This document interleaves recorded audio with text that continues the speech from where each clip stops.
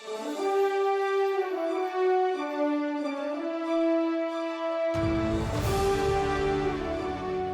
everyone, my name is Melissa and I'm an Outreach Services Specialist at Fountaindale Public Library. So today I wanted to share with you the marble run that I created. All I used was some cardboard that I found lying around. I have some crafting rolls that I decorated. You can use leftover paper towel rolls or any materials really that you have lying around. I used painter's tape just so that I could easily move around the pieces without tearing anything, and then I just decorated it. So, oh, and most importantly, you must have a marble too to test it out.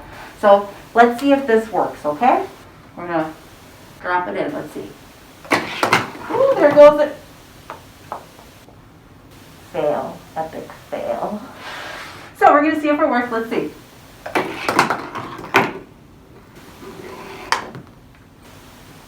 Let's try this again.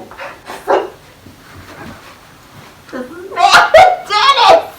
Cut! Alright, let's see if it works.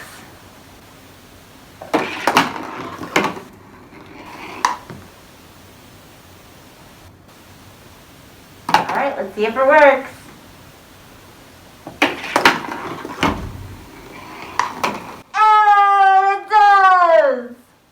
So we want to see how creative you can be with your marble run. I made a quick and easy one just to show you as an example. If you take a video of your marble run and share it with us by visiting our website at fountaindale.org/makermarch, you will be entered into a drawing for a chance to win a prize.